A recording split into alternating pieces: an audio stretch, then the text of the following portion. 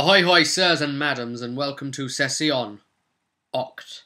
This is Session 8's Vidcast, and in direct support of it is the Adventure Trio Competitors Party and what they did next after meeting the player character party, because one of the optional subplots here, and this is also the continuation of A Bann Too Many and the conclusion of that, one of the subplots in there is of a competitor party to help sort of like put the boot up the bum of the player character party. But it's another option as well if there's too many bandits at the camp, that if it's negotiated right, that they could maybe work together. But they went off on their own way trying to beat the player character party to the spoils. And you can see the supported video to that appearing on screen now, somewhere over there. Check that out, it supports this, but it's optional. Right then. So, we left off with them at the inn. Now, after the inn, and after Amelia and Delia had stopped their little lesbian romping, I think the guys soon managed to figure that out when someone saw Delia come out of her room with Amelia, and they both had this look on their faces, but they were still left behind and off doing things, and Amelia was buying Delia armour and light leather armour and things to wear and a sword. The group carried on without Amelia for a while. They saw a groundskeeper guy, and now he used to work for Valder Kroll, but he's a bit sort of bitter and he's got his own suspicions about Trumhall. He's really there to cast, you know, another element of doubt against Trumhall there with some of the words he says. He says, oh yeah, he's not really doing much about the threat. Isn't it funny, that sort of attitude? And we were joking, really, that we could be like a fast show Ted and Ralph thing. So, you know, I was starting to play him into that. I wouldn't know anything about that sort of silly thing, because he was sweeping up as well. So, you know, I had the prop to lean on and look down. It's great fun. Ah, Ted, yes.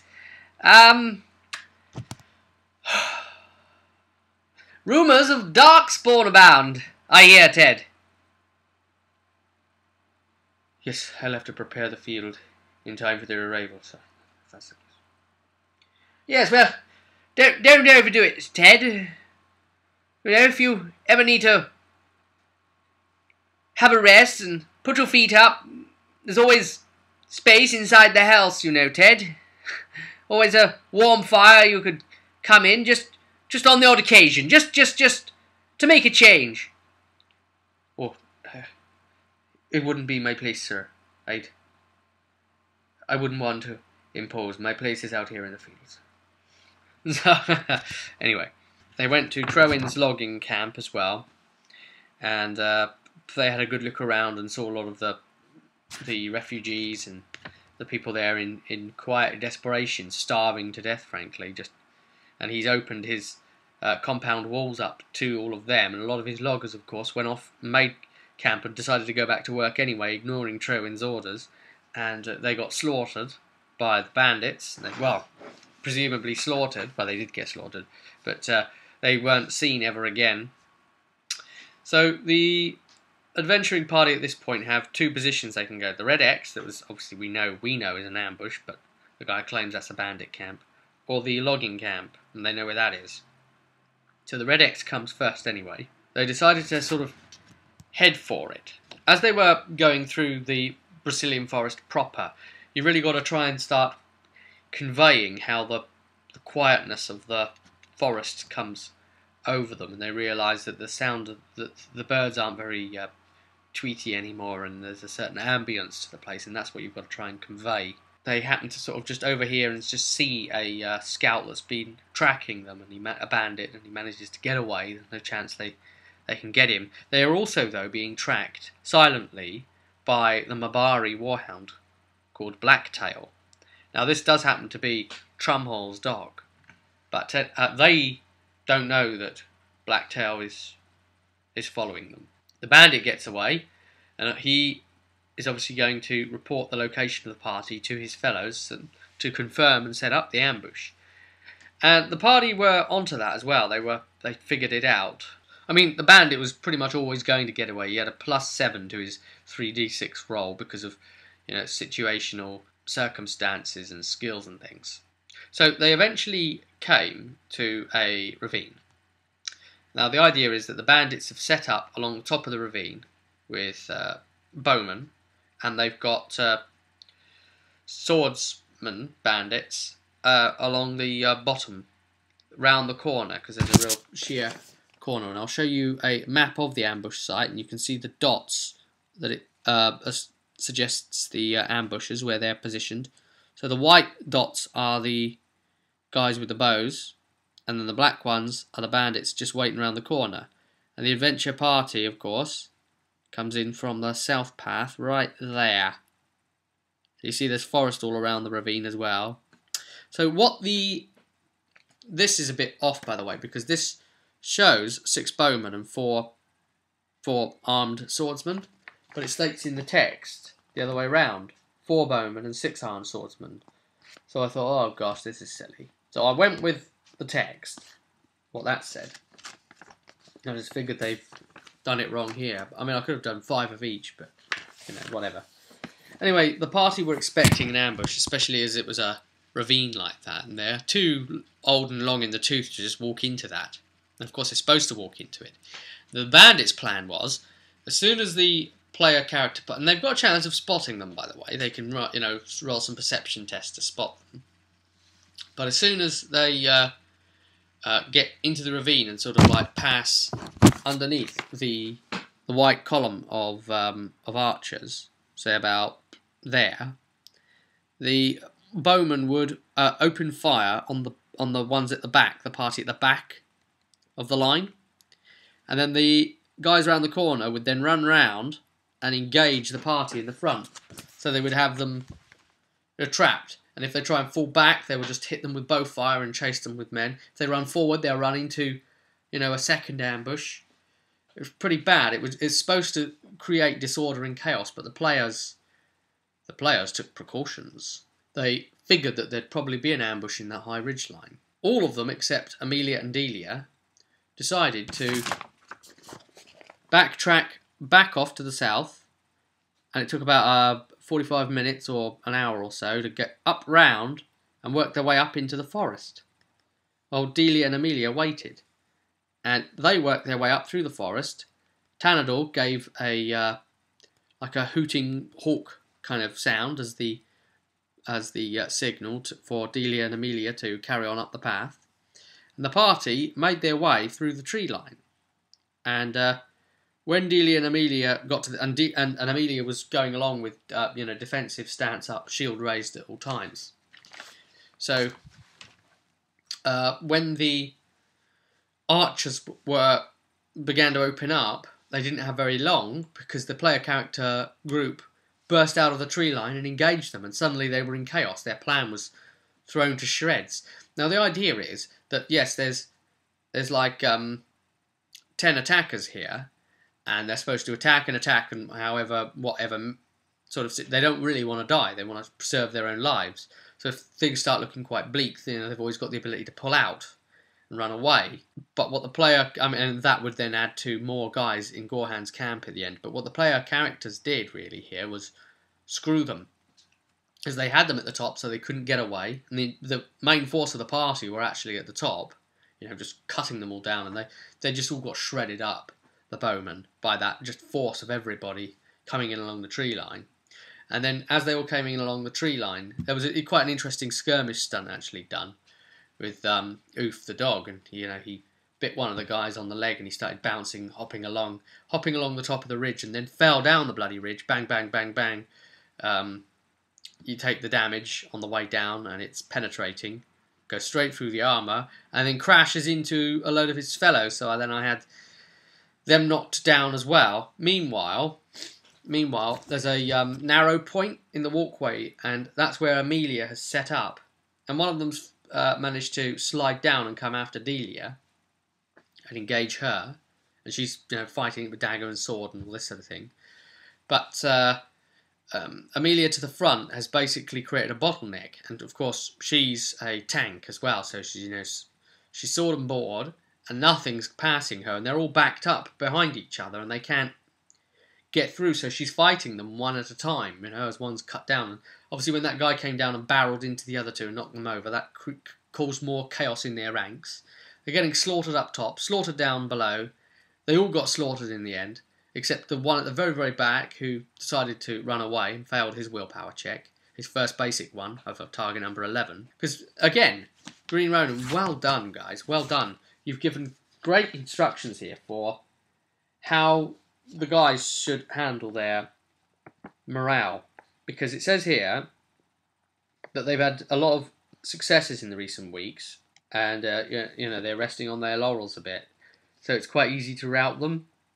So they should make a target number 11 willpower morale test to avoid fleeing once 4 of their number have fallen, which is quite easy to do. And only one guy fled, as I say, at that point. But if fewer than 3 bandits ever remain in the fight, these must make a group target number 17 willpower morale test or throw down their weapons and sprint off into the forest. They weren't given a chance to, they were just cut down. And then we've got the disengaging rules in play as well. So remember what that does is I get the player and the character to do dexterity initiative face-offs, and whoever wins that, it is then determined that, you know, if you're trying to disengage, then you can move away at like half movement speed if you succeed, right? But if you fail, you're either locked to combat, or you can choose to still break away, but have automatic damage done on you, generated from the weapon of the wielder at that moment in time. So they decided to try and take the hit and run. And that last final hit did cut them down at the appropriate time. So that was it for them, really. They'd taken that big whack and then they couldn't take another. 9 out of 10 of them were killed. Gorhan's men massively depleted. Well, that's when they realised the Red X had been an ambush, and they still aren't any further forward into finding the actual bandits' camp. So they continued on to the logging camp, and when they got there they found a load of bodies, all in depraved states, hanging and different states of vicious murder, and that's the loggers, no bandit bodies. Kind of nasty for them to witness that, and from the signs it seems that the pack animals and things had been led away, and the horses, and there wasn't really any signs of trails they could pick up on. Trying to track was very, very difficult, and our tracker, the Avar, Tanadil, couldn't quite do it. So they've given specific instructions for Blacktail to possibly appear again. And Blacktail decided to. So Blacktail appears somewhere in this forest and shows them the way, as it were. You know, he just stares at them and barks. And they finally get the gist to sort of like follow, or kind of like Lassie style, and then he gets ahead of them and they can never quite keep up with him. You know, but it gives them the direction they need to be going in. And then eventually they find animal dung. In fact, it's really funny actually, the entry in here. You've never been so happy to find shit on the ground as when you discover a lump of the stuff left behind by what looks like a draft horse on an otherwise overgrown trail about 100 yards past the camp, leading off into the woods. So, that's funny that they put that. So they found traces of the pack animals, so now they can follow it. But those tracks and traces then lead to a stream. So what the bandits have done is they've tried to walk down the water line to, you know, disguise their tracks. So they don't know whether to go north or south on the stream to find the bandit camp, essentially. They figured out what the bandits have used the stream for, but it's good because it's clever stuff. It's all interesting, legitimate stuff, and it's making the players think about it, and they're figuring it out quite well. So again, Blacktail appeared again, in kind of that they took the hint and followed Blacktail when they really were struggling and just didn't know what to do. Because this isn't something that's supposed to really beat them. Blacktail's trying to help them because Blacktail wants the bandits gone. What's Blacktail? That's the question, huh? I'm going to leave that one a mystery to you. However, because obviously my players are watching this too. So they find the bandit camp eventually, and there's only 4 bandits plus Waldrick Gorehand left because of the casualties they've suffered. and one of the bandits happens to be sleeping against a tree. And Tanador manages to stealth very well up to him. Because of the opposed situation, it was actually going to, because of the high roll that the bandit did, even though he's sleeping, to not wake up, it was going to mean 17, and he managed it. So, wow, Tanadil, he managed to get up there and finish him off in his sleep. And then they engaged the camp. Now, unlike the trio party in the video that I linked to the annotation, when they took on like 16, they'd killed like 3 of the camp. At this point, they only had 3 bandits and Gorehand to deal with. So when they engaged them, Gorehand got up and went into the fray as well. And of course, remember, these are all humans. They're not darkspawn, so they're a pretty good fight. But too many of them would have been overwhelming. And the idea of the module is it's supposed to be a common sense test for the group. Because if there had been like 16 or so bandits left, it's supposed to say, look, don't charge in. Because you know how like the idea in some modules where players might be thinking, it's a module, it's designed for a party of our level as well. We will be able to kill anything there. It's doable, right? But in this, if there had have been enough bandits left, if enough would have got away like they tried, they wouldn't have been able to deal with this. The player character party would have been overwhelmed, okay?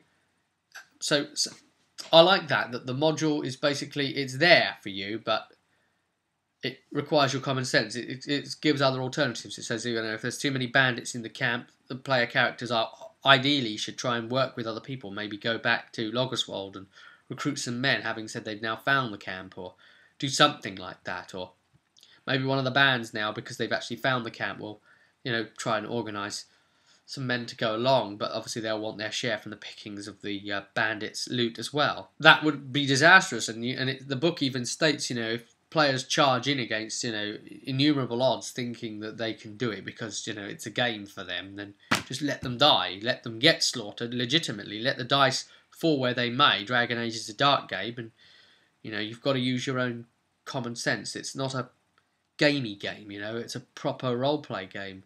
And that's why I'm really enjoying this experience, and to see what my players are going to do. They killed them all off.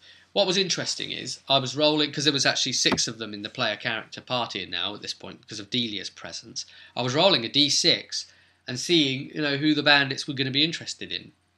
And funnily enough, 2 out of 3 of them, I rolled a 6 for the randomly generated aggro 2 sort of thing.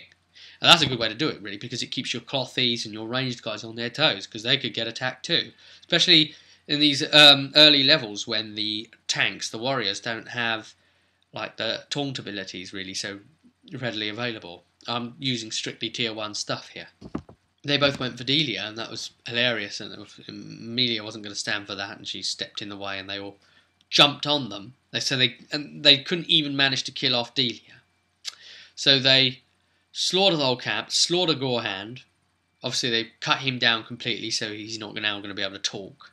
But as it turns out, they got a lucky break, and they don't need to interrogate him because he's got a journal that he was writing in, and we'll get to that in a moment. So he's got a key on him, and that key unlocks a chest, which they did, which had quite a lot of spoils in it indeed, quite a lot of money. So in the end, they ended up looting, I think it's something like 750 silver. That's 7.5 gold sovereigns. So that's quite tasty. However, that's the value. The actual monetary amount was like 300 and something in actual coin. Right, and then the rest was items of value. Now, this, my friends, is a great one for you to do, to start implementing Dragon Age style morality choices in your role-playing games, because this is morality centric, okay? It tests your moral compass. And the way they did the loot was in a little subsection box here.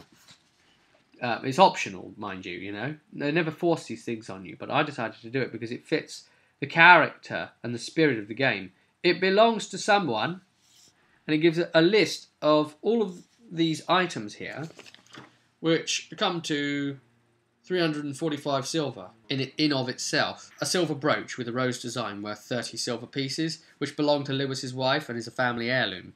So straight away, Delia wanted to lay her hands on that and said, that belonged to my mother. That's worth 30 silver, but I don't, the characters are like, oh, well, Don't you put your hands on her. How do we know you're telling the truth? And she grabbed it anyway, and she said, you try and take that off me, I'll cut your fingers off. And Amelia stood up for her then, so there was that little bit of us versus them thing coming out. The fractures are there again, guys. The fractures of this group are there. It's so weak, they all want to kill each other, they don't get on, but they have to because they're a party. Love it. I'm an evil GM, and I'm going to test and test and test and push them to their boiling point. And I've got this brilliant other idea in mind, and I don't want to say what it is because the players will be watching these videos anyway, but it relates to something a YouTuber came up with, and when it finally comes off, I'm going to tell you all about it and link to the video and then thank him for his idea as well. You'll see, but upcoming later. Right, so a lot of these things belong to other people, and Amelia said, no, we have to give it back to them. These people starving to death here. Almost all of it, in fact, except a fine hat, which they couldn't find out who the owner was, which is worth 15 silver only. But they gave all these items back, worth almost 3.5 gold sovereigns, which is quite a lot of money. Okay, and they gave all of that back to the people, because even Tanador and Karak, who I think Amelia, from having a chat with, had been expecting that they would do that, and that she would probably be massively at loggerheads with them over that. She's a bit concerned that things would have got a bit out of control for her character had they chosen to have done that, but they didn't. They all chose the right moral compass choice there and give the items back to the people, but they still got a pretty good loot out of it anyway, and that's what they wanted. Now, when they found the ledger and they went to start to try and read it, Blacktail appeared again and jumped and grabbed at the book and managed to snatch some of it away. But a few of the pages were still left in Amelia's hand, and it was enough to implicate the allegiance that was the true allegiance that was going on, or the almost true allegiance that was going on, which implicated Trumhall to have been working with Waldrick Gorehand since before he was banned, back when Valder Kroll was banned. So it was the idea to work with the bandits to destabilise the area in this way, and then for him to undertake the ban on himself to gain power.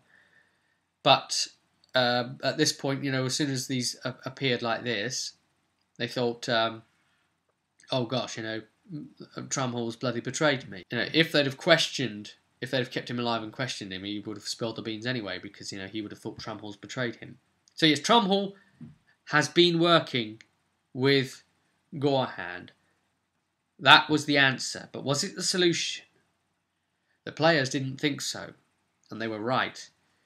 Because when they brought... Oh, and by the way, they found Shadow, the captured Avar from the party. You remember the video I linked on screen? If you happen to have watched it, she got captured and the other two got killed. They found Shadow tied up in the tent, and it was a bad situation because she'd obviously been quite badly physically abused. We didn't go into obviously details too much about that, except for the fact that she's shaken up and needed covering up, which they promptly did. They took this information to Trumhall. Oh, by the way, there was quite a lot of horses and pack horses as well, and animals and livestock and things. And so they brought these animals out back to Logoswold, and they said, well, can you give us anything for the animals? And they said, look, we're just rebuilding the village. We've had no money all this whole time. Come back in a year and we'll pay you for those draft animals. How about that? And also, they took their pick of the horses as well from the bandits' horses. So they've each got a horse now, including Delia. So that's cool. Oof doesn't have a horse, of course. Can you imagine a dog on a horse? That'd be... Who'd be riding who? That'd be great, wouldn't it? Do you think a dog on a horse would still do that head out the side going as the wind's going? No, that's silly. Right, so they took all this information to Trumhall, and yeah. And, he tried sort of like denying it, basically like that, until they gave him irrefutable evidence, and then he just admitted to it and said, all right, yes, it was me. But they could never, ever get an explanation or reason out of him, and he never, ever apologised. And that made them very suspicious indeed, very suspicious. So a lot of the townspeople, the village people, they wanted to, they wanted to respond by...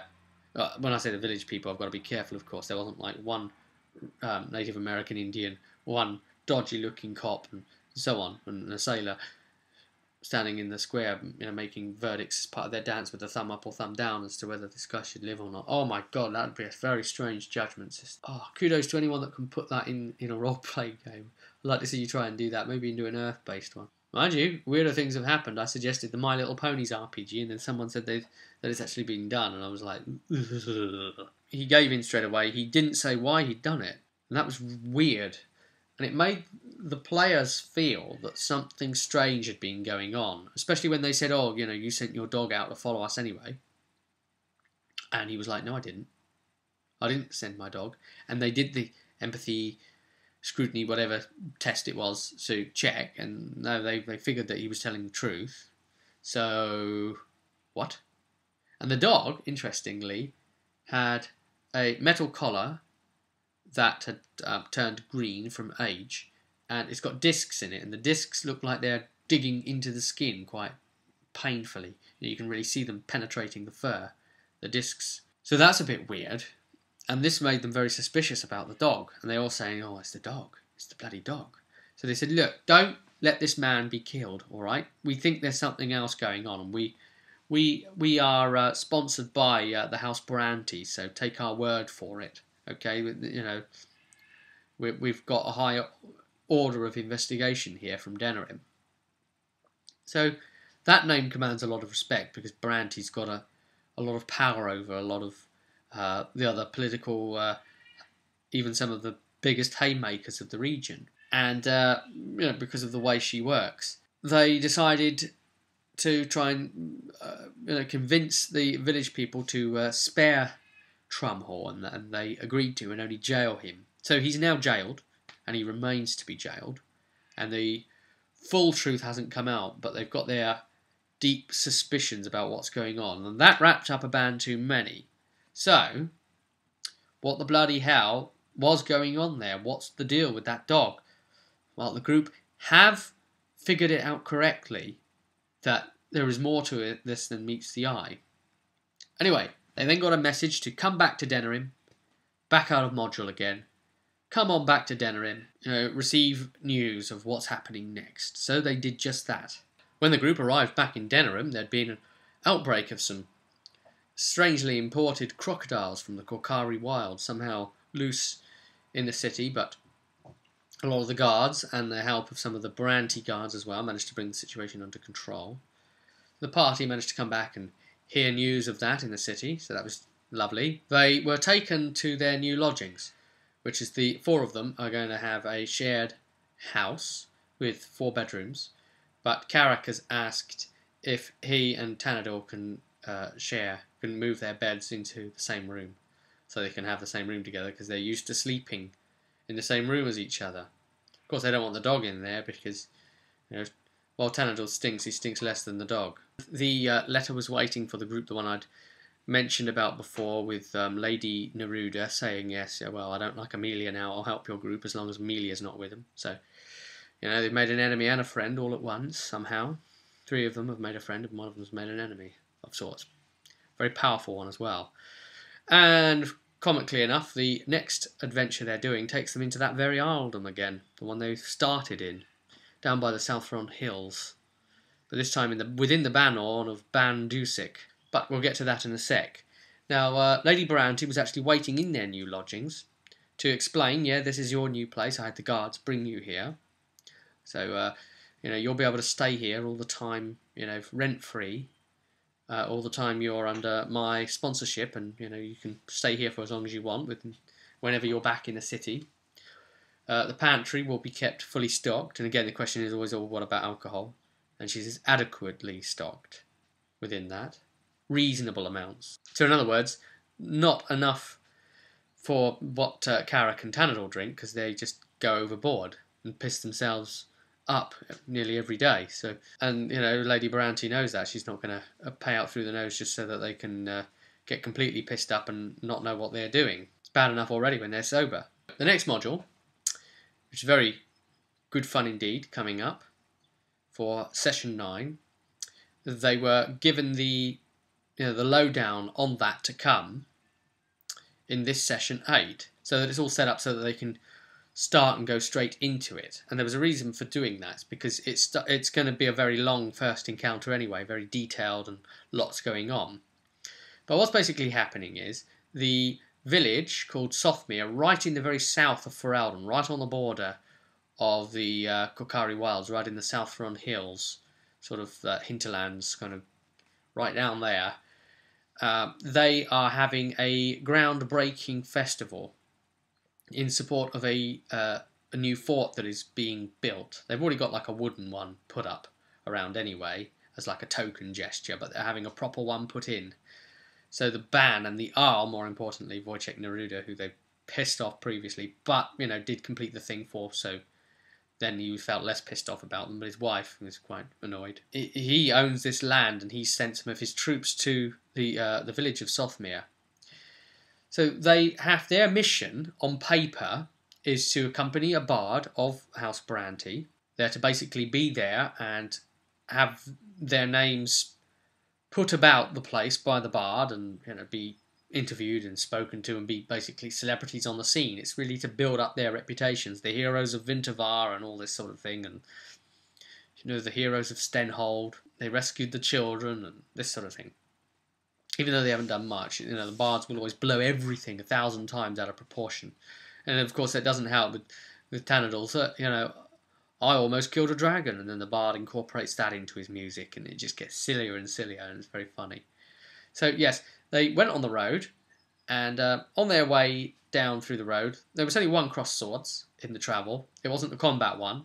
They just saw some more mercenary forces being carted around, and one of the bodies had a note on him, but it was stabbed and blood stained, and the ink had smeared, that sort of thing. And they tried sort of like working out the text on this note, but it looked like the House of Something had organised some of these mercenaries to attack the borders, it seems. And it was undersigned by somebody called Crannock. So, another mystery character who they haven't met, up to some sort of design. But anyway, they carried on down to Sothmere. And now there is a connection to the group here, because it turns out that Amelia's aunt and uncle live here. And at the groundbreaking festival, well, there's a few loose ideas for what gets to be presented.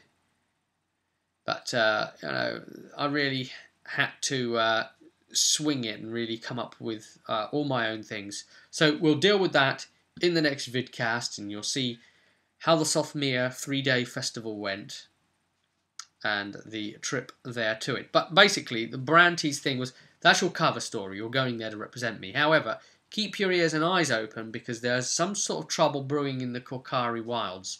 A lot of the Chastened are pushing further north than they belong. They don't usually go like this. Something's driving them north. Of course, out of character, we know it's the Blight pushing them up towards Ferelden. But, it's considered a potential danger to Ferelden, so, if they catch a whiff of what's going on there, seeing as they're on the border anyway, report back, or they have authority to act accordingly as they see fit as well. There's also been a few reports of Chastened fighting each other. Weird. Off they depart for their trip. They arrive at the festival. What happens next? Well, I'll see you at the next vidcast. But until next time, I'll see you at the table.